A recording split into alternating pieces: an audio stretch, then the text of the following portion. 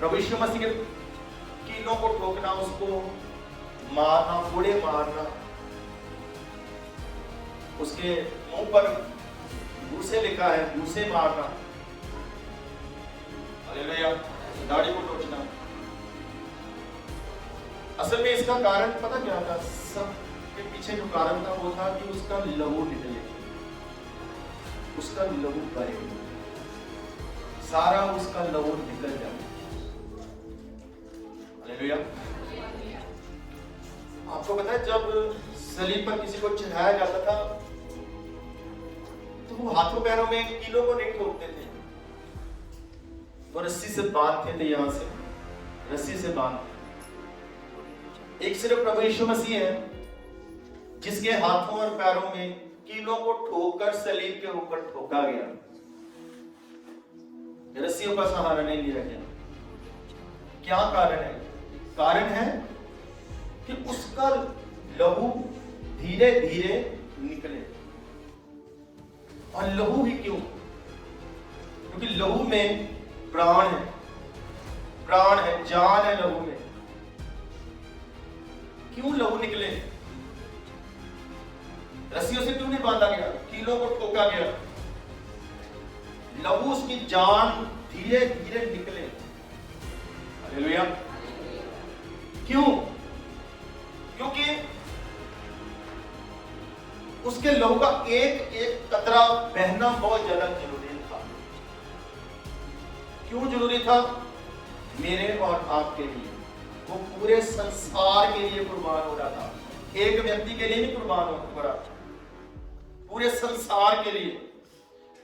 अगर उसका पूरा लहू ना बहता तो हम पूरी नजात हासिल ना करते। शरीर में दुख दिया जाना, आत्मा का पीड़ित होना, ये सब इसलिए है कि हम शरीर, प्राण, आत्मा में पूरी नजात को हासिल करें, कुछ भी रहना जाए, इसलिए ये तो सब कुछ था। हालेलुया।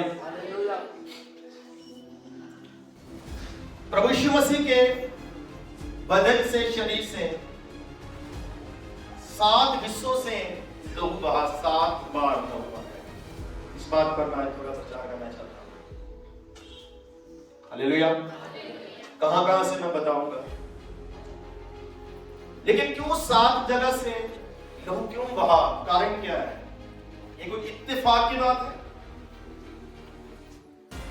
कांटों पर ताज रखा जाना क्या कोई इत्तेफाक है?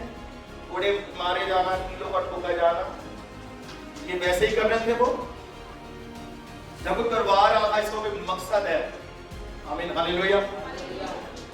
आइए हम शुरू करते हैं। मैं कोशिश करूंगा थोड़ा जल्दी समाप्त कर दूं। लेविया की किताब 16 बाब 11 से 14 तक आप पढ़ें। लेविया 16 11 से 14 तक। जिसको मिले जल्दी इसको 6 बार भी पढ़ना। उस पाप दी भेड़ दे बदल बल्द तू जो अपने ਲਈ ਹੈ ਲਿਆ ਕੇ ਆਪਣੇ ਲਈ ਅਤੇ ਆਪਣੇ ਟੱਬਰ ਦੇ ਲਈ ਪ੍ਰਾਚਿਤ ਕਰੇ ਅਤੇ ਉਸ ਪਾਪ ਦੀ ਭੇਡ ਦੇ ਬਲਦ ਨੂੰ ਜੋ ਆਪਣੇ ਲਈ ਹੈ ਕੱਟ ਸੁੱਟੇ ਅਤੇ ਉਹ ਜਗ ਵੇਖੀ ਦੇ ਉਤੋਂ ਅੱਗ ਦੇ ਕੋਲਿਆਂ ਨਾਲ ਧੂਪਦਾਨੀ ਨੂੰ ਭਰ ਕੇ ਅਤੇ ਮਹੀਨ ਕੁੱਟੇ ਹੋਏ ਅਸ਼ਗੰਧ ਨੂੰ ਹੱਥ ਭਰ ਕੇ ਉਸ ਨੂੰ ਪਰਦੇ ਦੇ ਅੰਦਰ ਲੈ ਆਵੇ ਅਤੇ ਉਹ ਯਹੋਵਾ ਦੇ ਅੱਗੇ ਅੱਗ ਦੇ ਉੱਤੇ ਧੂਪ ਪਾਵੇ ਜੋ ਧੂਪ ਦਾ ਬਲਦ ਬੱਦਲ ਪ੍ਰਾਚੀ ਦੇ ਸੰਤੋਸ਼ ਨੂੰ ਜੋ ਸਾਖੀ ਦੇ ਉੱਤੇ ਹੈ ਗੱਜ ਲਵੇ ਤਾਂ ਵੀ ਉਹ ਮਰੇ ਨਾ ਅਤੇ ਉਹ ਬਲਦ ਦੇ ਲਹੂ ਤੋਂ ਲੈ ਕੇ ਉਸ ਨੂੰ ਪ੍ਰਾਚੀ ਦੇ ਸੰਤੋਸ਼ ਉੱਤੇ ਉਗਲ ਦੀ ਵੱਲ ਆਪਣੀ ਉਗਲ ਨਾਲ ਛਿੜਕੇ ਅਤੇ ਪ੍ਰਾਚੀ ਦੇ ਸੰਤੋਸ਼ ਦੇ ਅੱਗੇ ਉਹ ਆਪਣੀ ਉਗਲ ਨਾਲ ਲਹੂ ਨੂੰ 7 ਵੇਰੀ छिड़के। लहू नो कितनी बारी छिड़के? कितनी बार? आप थोड़ा आगे पढ़ दीजिए। फिर उन पाप की पेड़ ने बकरे को जो बकरे नो, आप ध्यान से सुनो, चाहे बैल हो, चाहे क्या हो, बकरा हो, मेमना हो, उसके लहू को लेना है। हालेलुया। और परमेश्वर के सामने उस पर्दे के पीछे जाना है, हालेलुया, और परमेश्वर के सामने उस लहू को 7 बार क्या करना है, छिड़कना। कितनी बार? 7 बार। क्यों? ताजो जिसकी वो भेंट है, जिसका वो मेमना है, जिसका वो बैल है, जो लाया है, वो व्यक्ति उस लहू के छिड़काव के द्वारा आजाद हो जाए, उसके पाप क्षमा हो जाए। 7 बार। क्यों? 7 जो है संपूर्णता का नंबर है, हालेलुया। 7 का मतलब संपूर्णता, परफेक्ट, पूरा। इसलिए कितनी बार छिड़के?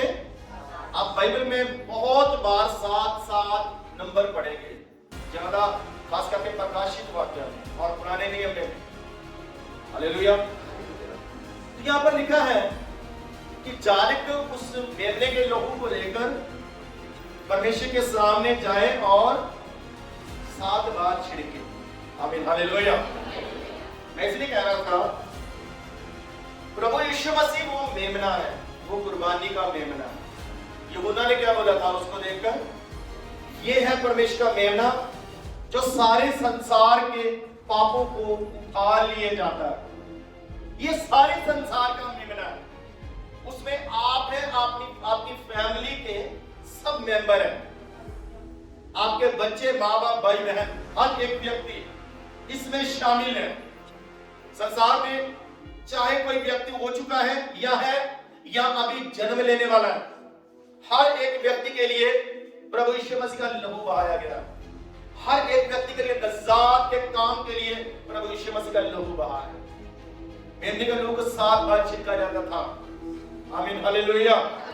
ताकि वो व्यक्ति पूरी तरह आजाद हो जाए, संपूर्ण रीति से।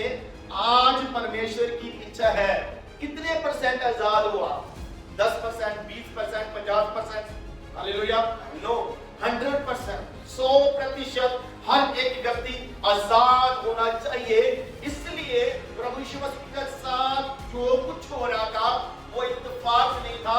करने वाले भी नहीं समझते थे कि हम क्यों कर रहे हैं ये सब, लेकिन बाइबल कहती है ये जरूरी था। उसका लहू 7 बार छिड़का जाए। आमीन, हालेलुया, हालेलुया।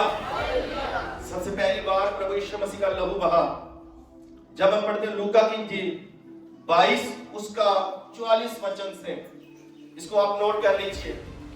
यहां पर लिखा है प्रभु यीशु मसीह जब आखिरी पसा करके खाना खा के शागिर्दों के साथ एक बाग में जाते हैं और वहां पर प्रभु यीशु मसीह प्रार्थना करने के लिए कहते हैं शागिर्दों को।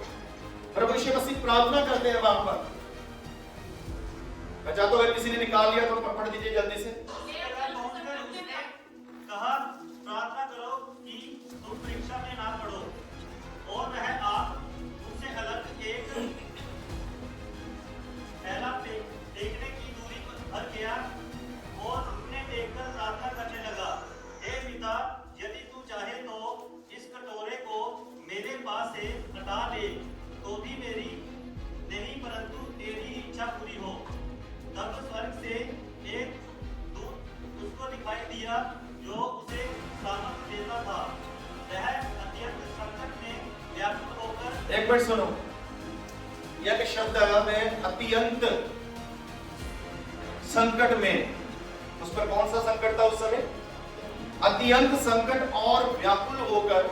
हाँ जी, जो उसे सामर्थ देता था, वह अत्यंत संकट में व्याकुल होकर और भी हार्दिक वेदना से प्रार्थना करने लगा। हार्दिक वेदना से क्या करने लगा?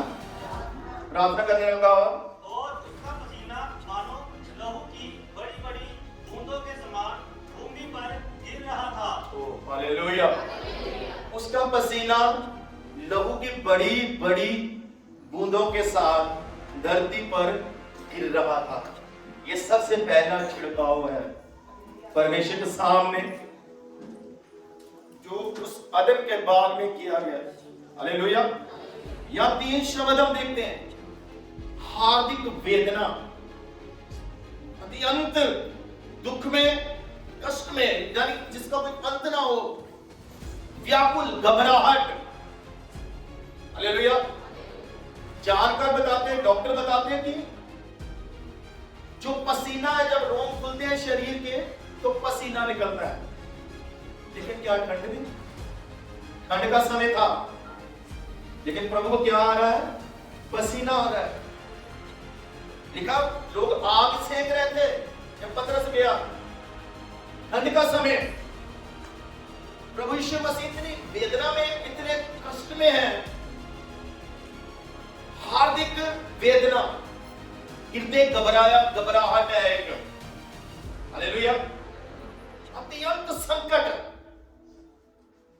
दर्द, घबराहट। हालेलुया।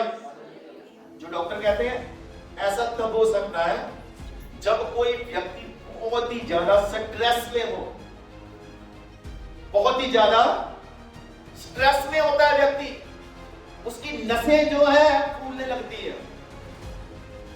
स्ट्रेस से क्या होता है? नसें फूलने लगती है, हृदय घबराहट में आ जाता है, पसीना आ रहा है उसको।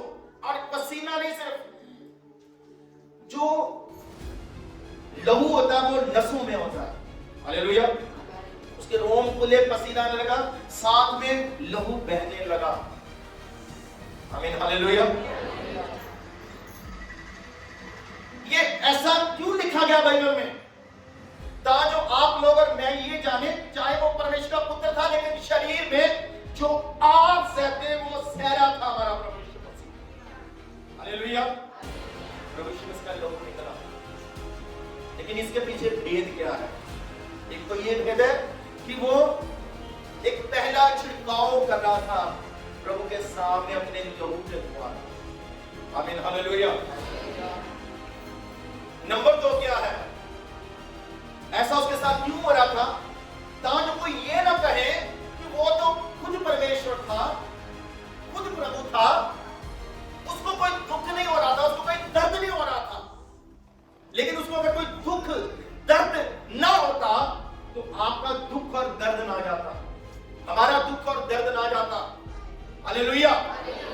वो इतनी बड़ी घबराहट में, इतनी बड़ी स्ट्रेस में क्यों है? इशाया की किताब में लिखा है, हमारी खातिर उसके ऊपर ताड़ना पड़ी ताकि हम सुकून और शांति को हासिल करें। सुकून और शांति को इसलिए हो रहा है, उसके साथ सब कुछ ये है। आमीन। हालेलुया। हालेलुया। और तीसरा कारण है कि वो हमें खून पसीने की कमाई के श्राप से आजाद कर रहा है, खुद उसके ऊपर सहकर। क्योंकि आदम ने जब पाप किया था तो उसको एक श्राप के नीचे आ गया था। वो क्या कहा था उस समय परमेश्वर ने उसको? तो कठिन परिश्रम करेगा और अपनी पसीने की क्या खाएगा? कमाई खाएगा। आज लोगों के साथ ऐसा होता है, लोग कहते हैं खून पसीने की क्या करते हैं? कमाई खाते हैं। इसलिए प्रभु यीशु मसीह का खून भी निकला और पसीना भी निकला ताकि उस शराब से, उस शारीरिक शराब से भी आप और मैं आजाद हो जाए। आमीन। हालेलुया। ये पहला छिड़काव था। प्रभु यीशु मसीह इतनी घबराहट में क्यों आए? इतनी स्ट्रेस उसको क्यों थी? ताकि आप स्ट्रेस से आजाद हो जाएं, आप चिंता से आजाद हो जाएं, आप घबराहट से आजाद हो जाएं। इसलिए लिखा बाइबल में, मत डर, मत घबरा, मैं तेरे संग हूं। क्योंकि हमारी घबराहट, हमारी चिंता, हमारी बोझ परेशानियों को, हमारे दर्दों को, दुखों को, हमारे श्रापों को प्रभु यीशु मसीह ने सह लिया है। ना सहता तो हम लोग सुकून और शांति को महसूस ना करते। आमीन। हालेलुया। हालेलुया। नंबर 2 मत्ती की इंजील 26 उसका 67, बस कोई अगर किसी को मिले जल्दी निकाल कर पढ़े। 26 का तद उन्होंने ਉਹਦੇ ਮੂੰਹ ਤੇ ਥੁੱਕੇ ਆਤੇ ਉਹਨੂੰ ਮੁੱਕੇ ਮਾਰੇ ਅਤੇ ਉਹਨਾਂ ਨੇ ਚਪੇੜਾ ਮਾਰ ਕੇ ਕਿਹਾ, हे ਮਸੀਹ ਸਾਨੂੰ ਅੰਗਮ ਗਿਆਨ ਨਾਲ ਦੱਸ ਤੈਨੂੰ ਕਿਹਨੇ ਮਾਰਿਆ। ਅਤੇ ਪਤਰਸ ਬਾਹਰ ਵਿਹੜੇ ਬੈਠਾ ਸੀ ਅਤੇ ਇੱਕ ਗੋਲੀ ਉਹਦੇ बस। आमीन। हालेलुया। एक और आयत पढ़े पुराने नियम में एक किताब है, मीका की किताब 5 उसका 1 वचन पढ़िए अगर किसी को मिल जाए तो। अगर ढूंढ रहे हैं तो पीछे जाकर उसका सफा देख लीजिए। मीका की किताब एक भविष्यवाणी 5 उसका 1। उन्हें जैसे ये चीजें तू अपने दशा में इकट्ठा कर, ਉਹਨੇ ਸਾਡੇ ਵਿੱਚ ਘੇਰਾ ਪਾਇਆ, ਉਹ ਇਸਰਾਇਲ ਦੇ ਨਿਆਈ ਨੂੰ ਡੰਡੇ ਨਾਲ ਗਲ ਤੇ ਮਾਰਨਗੇ। ਉਹ ਇਸਰਾਇਲ ਦੇ ਨਿਆਈ ਨੂੰ ਸੋਟੇ ਨਾਲ ਕਿੱਥੇ ਮਾਰਨਗੇ? ਉੱਚੀ ਬੋਲੋ, ਕਿੱਥੇ ਮਾਰਨਗੇ? हिंदी ਚ किधर लिखे जरा कोई पढ़े हो? गाल पर मारेंगे। ये भविष्यवाणी थी पहले। इस्राएल के न्याय को सोटे से गाल पर मारेंगे। किसी जानकार खुदा के सेवक ने कहा पूरा नहीं लिखा गया, सिर्फ थप्पड़ों से नहीं उसको मारा गया, उसे भी लिखा है वहां पर। उसके मुंह पर क्या मारते थे? उसे मारते थे। उसके गाल पर सोटे से भी मारा उन्होंने, और उसकी दाढ़ी को नोचा गया। किसी की दाढ़ी को नोच कर देखो, अपनी दाढ़ी को नोच कर देखो, ब्लड आएगा, लहू निकलेगा। ये दूसरा छिड़काव था परमेश्वर के सामने। उसकी दाढ़ी से, बालों के नीचे से अंदर से लहू बह रहा था, उसके मुंह से लहू बह रहा था। आपको पता है जो मारने वाले उनके विषय में भी बाइबल में लिखा गया है। कहां पर लिखा गया कोई जानता है? जो मार रहे थे ना उसको, उनके विषय में भजन संहिता 22 में लिखा है। 22 में, उसको ध्यान से पढ़ना। वहां पर लिखा कुत्तों ने मुझे घेर लिया, और लिखा कि जंगली सांडा ने मैंने की कर लिया है, घेरा पा लिया है। बब्बर शेरा ने घेरे तो मैनू छुड़ा। 4 बार लिखा गया भी जिन्हां दे बस विच प्रभु यीशु मसीह नू कीता गया, वो किद्दां दे लोग सीगे, कैसे व्यक्ति थे वो, कैसे आदमी थे? तरस खाने वाले नहीं थे, कुत्तों के जैसे वो काट रहे थे। जंगली जो बैल होते हैं उनकी तरह उसके ऊपर हमला कर रहे थे। ये वो तरस नहीं कर सकते थे, उनका हृदय कठोर किया गया था। वो शेर के जैसे झपटते थे प्रभु यीशु मसीह के ऊपर। आप 22 को, भजन संहिता 22 को पढ़ना आज घर जाकर। उसको मारने वाले कैसे थे? वो ऐसे, ये नहीं कि ऐसे मुंह के ऊपर थप्पड़ ले जाते तो ऐसे छुआकर दूर ले जाते थे। जब अगर गुस्सा मारते थे तो बड़ी कमजोरी से मारते थे, या मारने वाले कमजोर थे नहीं। रोमी सरकार की सजा देने वाले जो सैनिक थे वो बहुत क्रूर लोग थे, और उनको ऐसा बनाया गया था प्रभु यीशु मसीह के साथ ऐसा करने के लिए। वो तरस नहीं कर सकते थे, उनको ये दिया गया था कि वो तरस ना करे। वो उसको मार रहे थे जबरदस्त तरीके से। हालेलुया। मैंने थोड़े दिन पहले एक गीत रिलीज किया, मेरे पाप धुल गए। मैं उसका वीडियो जब हम एडिट कर रहे थे तो उसमें एक सीन आता है घोड़े मारने का। तो वो सीन जब भी आता था तो मेरी आंखें बंद हो जाती थी, मैं उसको देख नहीं पाता था। हालांकि हमें पता ये एक्टर है, ये क्या कर रहे हैं, एक्टिंग कर रहे हैं, ये असल में नहीं, ये व्यक्ति है, झूठा है, ये सब झूठ हो रहा है, किसी पिक्चर से लिया गया है। लेकिन फिर भी उस सीन को नहीं हम देख सकते। इधर देखो मेरी तरफ, उस सीन को भी हम देख नहीं सकते। आपको पता उस वो वाले सीन को देखकर दुनिया में बहुत सारे लोग मर गए, हार्ट अटैक हो गए। वो जो पिक्चर है पैशन ऑफ द क्राइस्ट, उसमें कुछ बयान किया गया है, कुछ दर्शाने की कोशिश की गई है कि कितना कष्ट है। बाइबल में जब पढ़ते तो ऐसे पढ़ कर निकल जाते हैं, पूरी तरह उस पता नहीं चलता कि क्या हुआ होगा। हालेलुया। लेकिन थोड़ा सा उन्होंने बयान करने की, थोड़ा सा लोगों को समझाने की कोशिश करी। उसमें आप मारने वालों को देखते हैं, वो मजे ले रहे हैं, वो खुश हो रहे हैं। जब ब्लड निकलता है तो वो खुश हो रहे हैं। वो प्यार से तरस करके नहीं मारे थे उसको, ऐसे नहीं थप्पड़ मारे थे जैसे माँ अपने बच्चे को मारती है, ऐसे थोड़ी थप्पड़ मारे थे जैसे पिता अपने बच्चे को थप्पड़ मारता है। तो क्रूर व्यक्ति थे। उसके दाढ़ी को खींचा होगा तो कैसे खींचा होगा? कभी आप अपना एक बाल खींच कर देखना, उसके मुंह से क्या निकला? लहू बह रहा। हालेलुया। लेकिन ये कौन सा?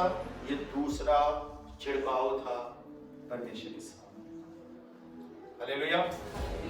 लेकिन अभी 5 पढ़े, जाने कितनी बार छिड़काव करें? 7 बार छिड़काव करें। आमीन। हालेलुया। हालेलुया। लेकिन आपको पता ही है इसके पीछे कारण क्या है? एक कारण और है। इसके पीछे कारण ये है, अदन के बाग में जब आदम हवा को बनाकर रखा गया तो बाइबल कहती है परमेश्वर ने अपनी शक्ल और सूरत पर उसको बनाया। परमेश्वर ने अपने स्वरूप पर उसको बनाया। और परमेश्वर का स्वरूप जो है बहुत जबरदस्त है, बहुत सुंदर है, बहुत बढ़िया स्वरूप है। परमेश्वर ने अपने स्वरूप पर बनाया। लेकिन जब आदम ने पाप किया तो उसका स्वरूप बिगड़ गया। देखने में वही लग रहा था, लेकिन उसका आत्मिक स्वरूप बिगड़ गया था, खराब हो चुका था, वो बदसूरत हो चुका था। पाप के कारण वो बदसूरत हो चुका था। आदमी कितना भी सुंदर क्यों ना हो, लेकिन अगर वो गुनहगार है तो वो बदसूरत है खुदा के सामने। हालेलुया। इसलिए बाइबल कहती है जो सुभगपन है, जो सुंदरता है, नीति वचन में लिखा वो तो धोखा है। सुंदरता क्या है? एक धोखा है।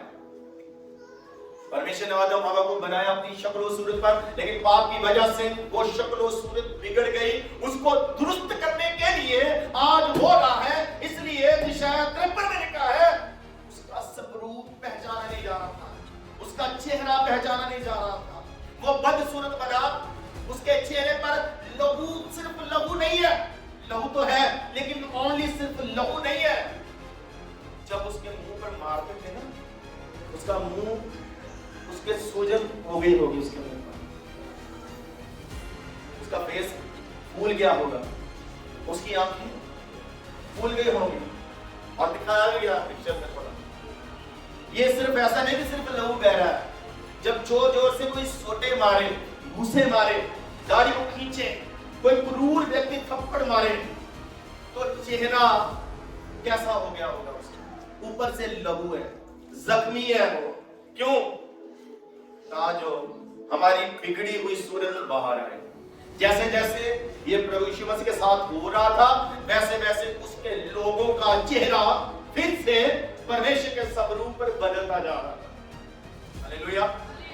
आज परमेश्वर चाहता है कि उसके लोग फिर परमेश्वर के स्वरूप पर बने। आमीन। हालेलुया। ये दूसरी बार लहू बहा, पहला आदम के बाग में, सुनो ध्यान से, दूसरा जालिम उसके घर में। हालेलुया। अदन के बाग में क्यों? सॉरी, उस बाग में क्यों? जो बाग में जब लहू बहा, क्योंकि ये सारी घटना उस एक बाग से शुरू हुई थी। हालेलुया। और अब सही होना फिर से बाग से शुरू हो रहा है। हालेलुया। वहां से प्रभु ने शुरू किया, जहां से आदम ने कदम किया, दोनों जगह बाग दिखाया गया। हालेलुया। प्रभु का जो होना, कहीं जाना, उसके साथ कुछ भी होना, ये इत्तेफाक की बात नहीं है, इसके पीछे कारण है। हालेलुया। दूसरा छिड़काव किया गया।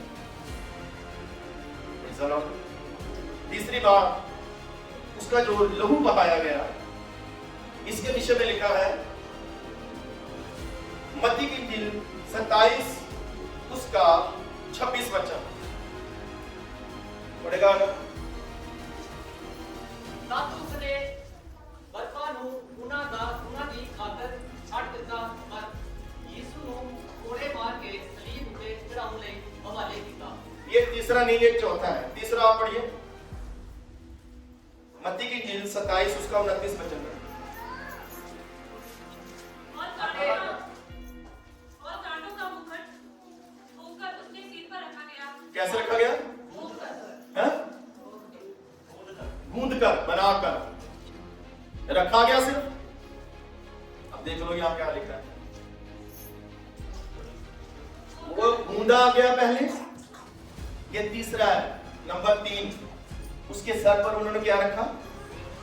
कांटों का ताज, क्योंकि चारों तरफ एक आवाज थी, उसके जो मानने वाले, उसके चाहने वालों को लगता था ये राजा बनेगा। क्या बनेगा? ये राजा बनेगा।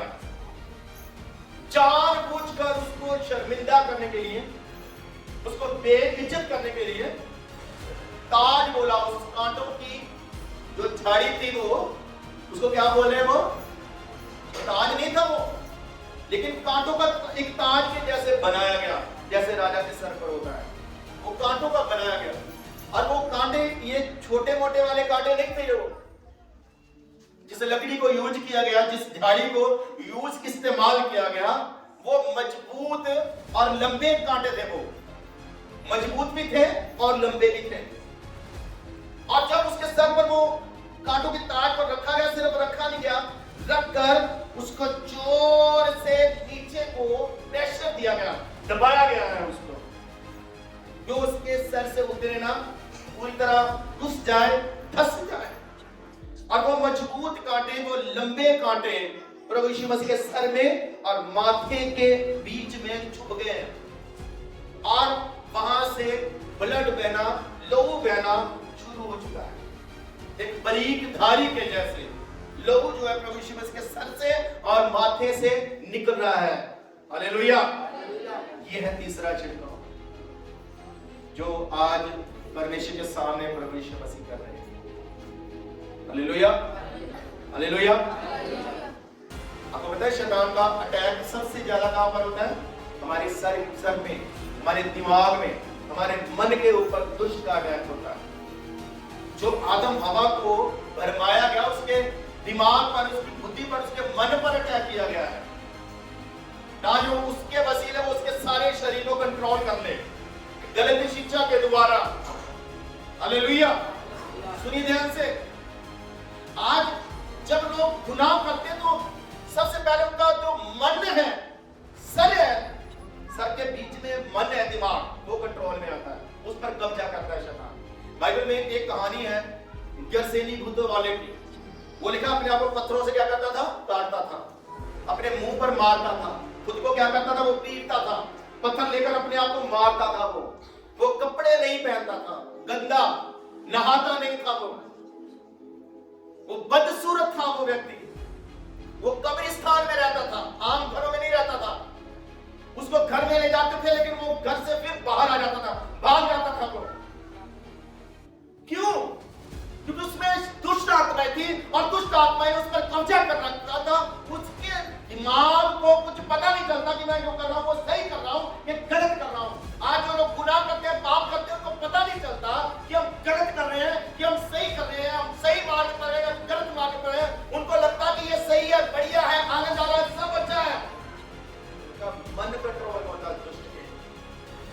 वो व्यक्ति का मन दुष्ट के हाथों में था, वरना कौन अपने आप को मारता है? कौन कब्रिस्तान में रहता है? कौन नहाता नहीं? कौन अपने आप को जख्मी करता है?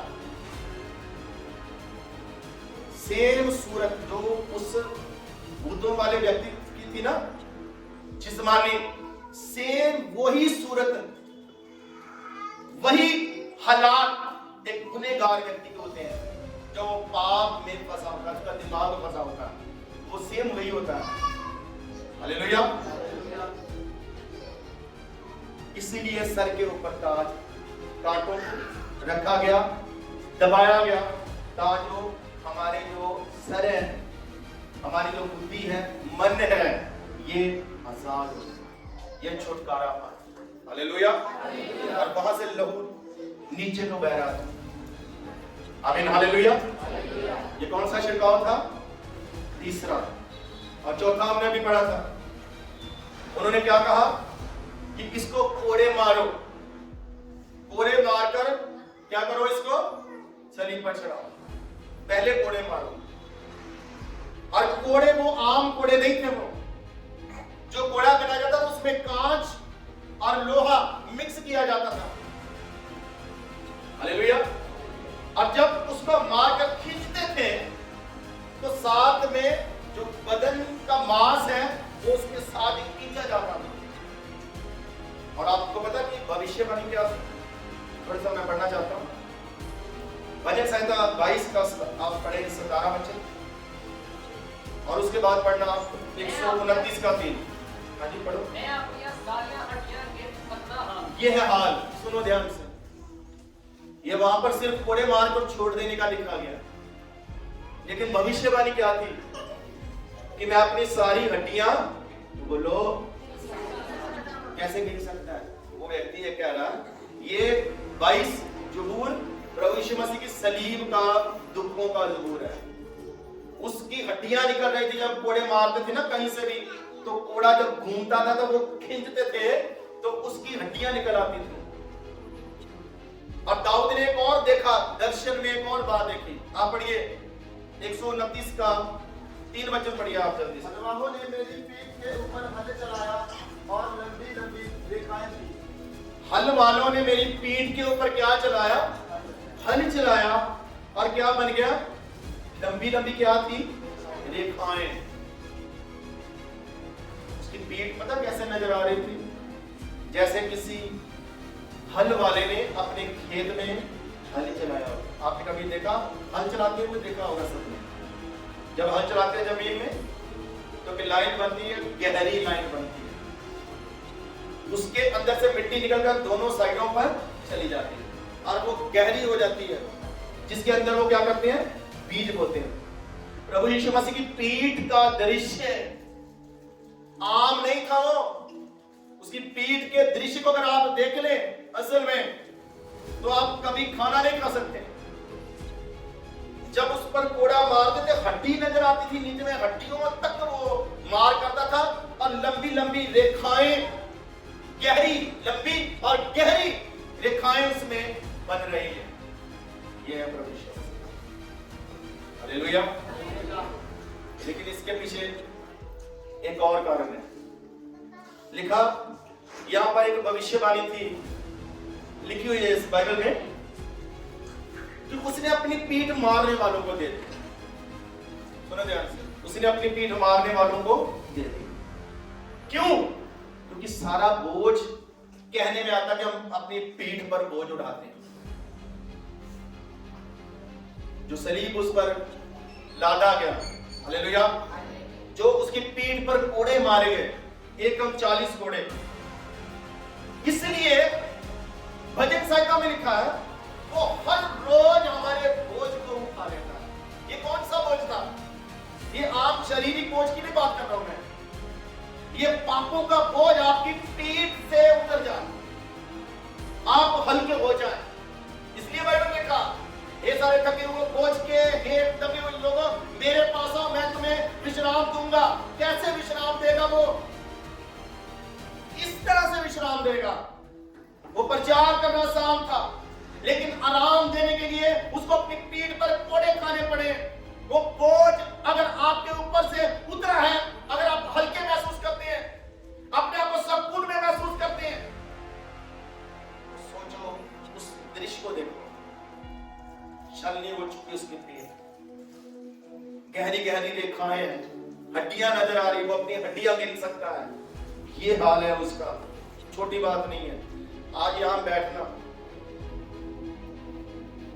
क्यों बैठे इधर? हालेलुया। ये चौथा छिड़काव प्रभु यीशु मसीह ने, हालेलुया। और 5वां छिड़काव हुआ गलगथा के पहाड़ के ऊपर, हालेलुया। लोगों को रस्सियां बांध कर चढ़ाएंगे, रस्सियां यीशु मसीह को कीलों से ठोकेंगे। ऐसा क्यों हो गया? क्यों नहीं रस्सियां बांधी गई? हाथों में कीलों को ठोका गया। कौन से वाले कील होंगे? सोचो, जो लकड़ी में भी घुसे, हाथ में भी घुसे, लंबे बड़े और थोड़े से, उसको बड़े कीलों को, छोटे कील नहीं था वो, भी छोटा 1 इंच का हो, 1.5 इंच का हो, पतला हो, लंबे कीलों को, मोटे कीलों को उसके हाथों में ठोकर लकड़ी के साथ, दूसरा जो कील है छोटे वाला, वो लकड़ी के साथ बांध के रख सकता है आपको? आप सोच कर बताओ जरा।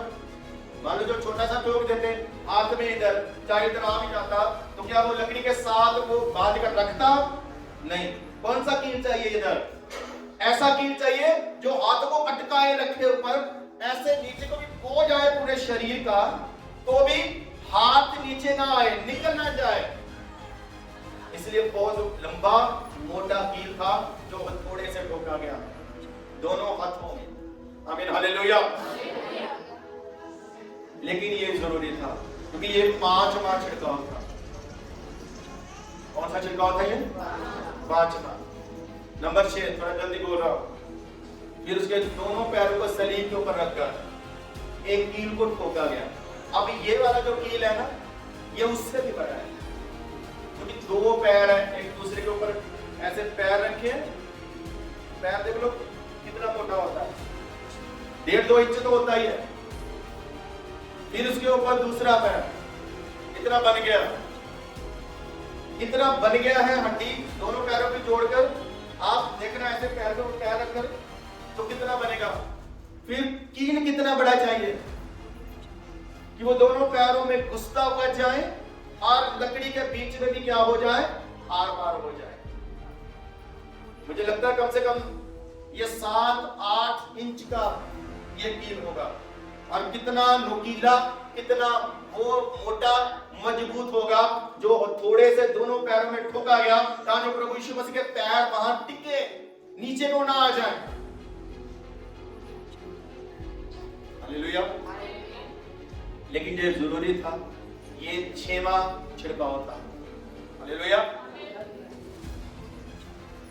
और नंबर 7, उसकी पसली में भाला मारा गया। तो वहां से क्या निकला? 2 चीजें निकली, पानी और लहू। जब बंदा मर जाए तो फिर लहू नहीं निकल सकता, लेकिन क्या बह रहा है वहां से? लहू निकल रहा है पानी के साथ। आमीन, हालेलुया। ये 7वां छिड़काव है। अब ध्यान से सुनिए, हाथों में कीलों को इसलिए ठोका गया। हाथों को क्यों ठोका गया? हाथों में कीलों को क्यों ठोका गया? जब आप यशाया 59 पढ़ते हैं तो वहां पर लिखा, तेरे हाथ पाप से, लहू से भरे हुए हैं। तू कितनी भी दुआ कर, तेरी दुआ नहीं सुनी जाएगी। और नए नियम में कहा जाता है, तू अपने पवित्र हाथ उठाकर प्रार्थना कर। और नए नियम में कहा जाता है, तू बीमारों पर हाथ रखेगा तो क्या हो जाएगा? वो चंगे हो जाएंगे। आमीन, हालेलुया। तू हाथ उठा अपने परमेश्वर की ओर। लेकिन बाइबल कहती है हाथ तो पाप से भरे हुए हैं, लहू से भरे हुए हैं। ये वही हाथ है जिन्होंने उस फल को तोड़ा था। तब से ये गुनहगार है और तब से वहां से पैदा होने वाले के लोगों के हाथ जो है वो हाथ गुनहगार हाथ है। इसलिए उनके हाथों में आशीष नहीं है। हाथ भी शराब के नीचे, हाथों में इतने लंबे कीलों का ठोका जाना, उसमें से पूरा लहू बहना, उसका मतलब यह है कि वो आपके हाथों को इस लाइक बना ले कि आपके हाथ उठे परमेश्वर की तरफ, उसको लहू ना नजर आए, उसको पाप ना नजर आए, उसको अपने पुत्र यीशु मसीह का लहू नजर आए उन हाथों के ऊपर, और आपके हाथ को पवित्र कर दे ताकि परमेश्वर आपकी प्रार्थना को सुने। हालेलुया। अपनी क्या मकसद है? पैरों में क्यों ठोका गया? ये वही पैर थे आज इंसान के जो उस फल को तोड़ने की तरफ आगे थे, जो परमेश्वर का रास्ता छोड़कर वो गलत रास्ते पर जा चुके थे। ये पाप में फंसे हुए पैर हैं। हालेलुया। इसी वचन में लिखा है, तेरे पैर गलत रास्ते पर ना जाए। तू गलत रास्ते पर, पाप के रास्ते पर मत जाना। लेकिन ये पैर तो फंसे हुए हैं, ये पाप में फंसे हुए हैं। इसलिए बाइबल में लिखा है, यीशु मसीह ने उनके पैरों को धोया। पतरस कहता है सर को भी धो दे। यीशु मसीह कहता है जो नहा चुका उसके पैरों को धोने की क्या है? जरूरत है। आज इस संसार में हम रहते हैं, हम कितना भी सही हो जाए लेकिन फिर भी हमारे पैर गंदे होते हैं। आत्मिक बात कर रहा हूं, कुछ कमियां रहती है हमें।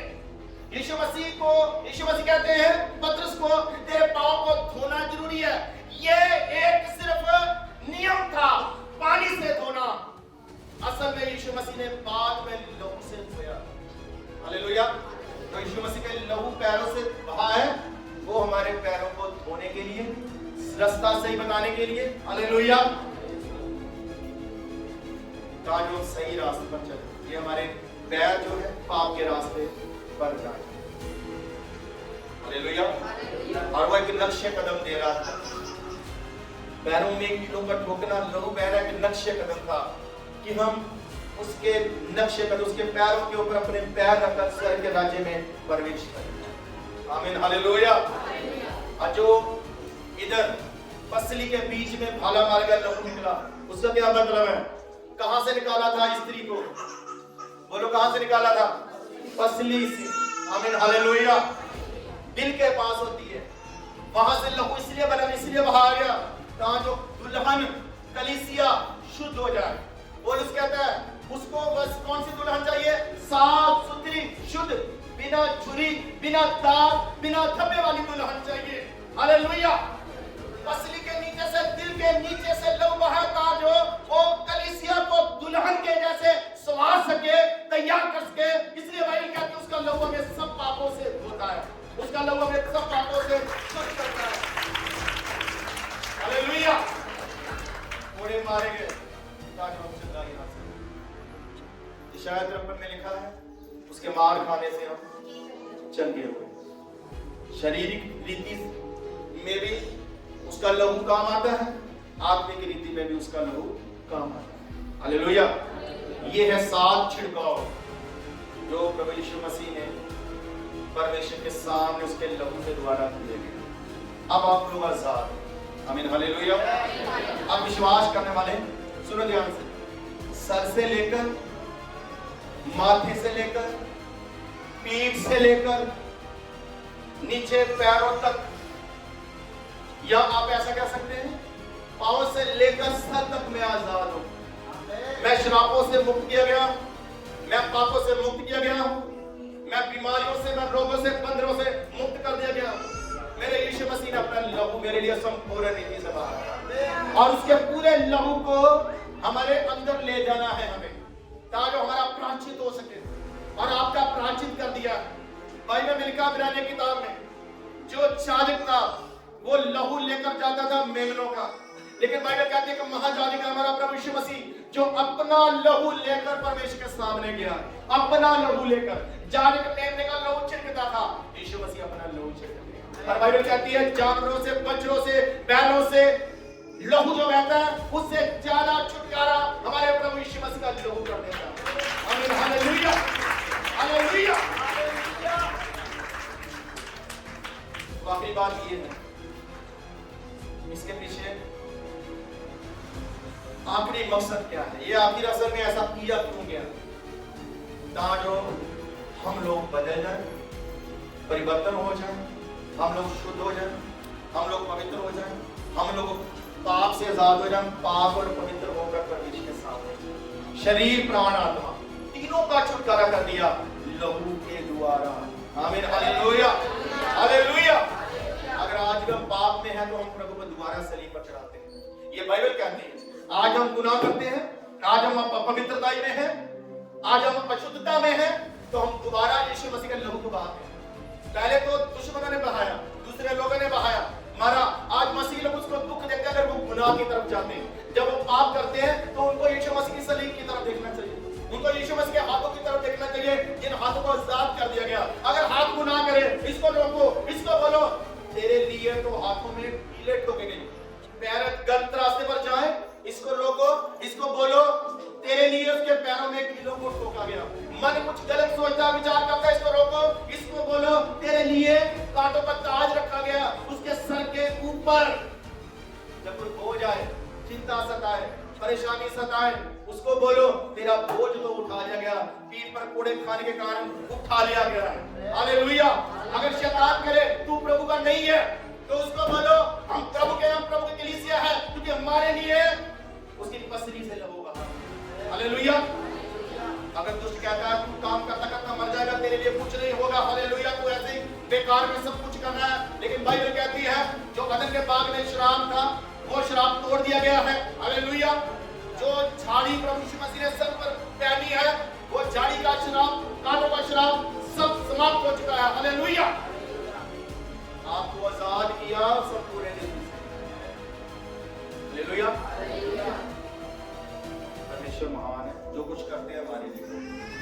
आइए आंखें बंद करेंगे।